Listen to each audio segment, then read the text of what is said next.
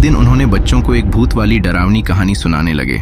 उन्होंने बताया कि मैं आज तुम लोगों को जो कहानी सुनाने जा रहा हूं वह बहुत ही डरावनी और सच्ची घटना पर आधारित है। यह कहानी हमारे ज़माने की एक अस्पताल की है जो करीबन 200 साल पुराना था। उस भूतिया अस्पताल, भूतिया हॉस्पिटल के ठीक बगल में ही एक कब्रिस्तान था। उस अस्पताल में आज से 80 साल पहले एक लड़की तड़प तड़प कर गई थी और मरने के बाद भूत बनकर हर दिन किसी न किसी को मारती थी। रात के समय में जो भी उस रास्ते से होकर जाता था वो कभी भी वापस अपने घर नहीं जाता था। एक दिन हमारे गांव के 2 लड़के नीरज और गोलू बाजार कुछ सामान लेकर लौट रहे थे। वे दोनों साइकिल से थे और घर आते आते रास्ते में ही रात हो गई थी। गोलू ने नीरज से कहा कि भूतिया हॉस्पिटल वाले रास्ते से चलते हैं, जल्दी घर पहुंच जाएंगे। तभी नीरज ने कहा, नहीं भाई, उस रास्ते से जाना सही नहीं होगा, उस रास्ते में भूत रहता है।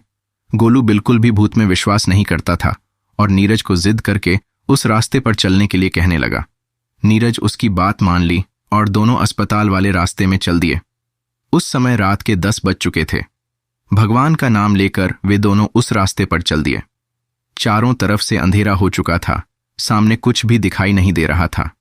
जैसे ही वे दोनों आगे गए, रास्ते में कीचड़ पड़ा हुआ था। अंधेरे में उन लोग को दिखाई नहीं दिया और साइकिल लेकर वे दोनों गिर गए।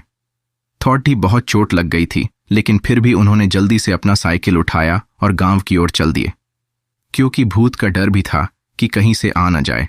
वे लोग थोड़ी ही दूर गए थे कि उन लोग के साइकिल का टायर पंचर हो गया। नीरज बोला, भाई मुझे तो लग रहा है इस जगह में कुछ तो गड्ढा बद्ध है, हम लोग वापस लौट चलते हैं। लेकिन गोला बोला, ऐसा कुछ नहीं, चलो चुपचाप, कुछ गड्ढास नहीं है। फिर वो दोनों आगे बढ़ गए।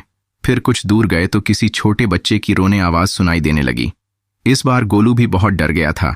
उसने नीरज से कहा, तुम्हें किसी बच्चे की रोने आवाज सुनाई दे रही है क्या?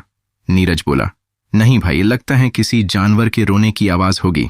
फिर उस आवाज को अनसुनी करके दोनों आगे चल दिए। कुछ देर बाद फिर वो आवाज सुनाई देने लगी।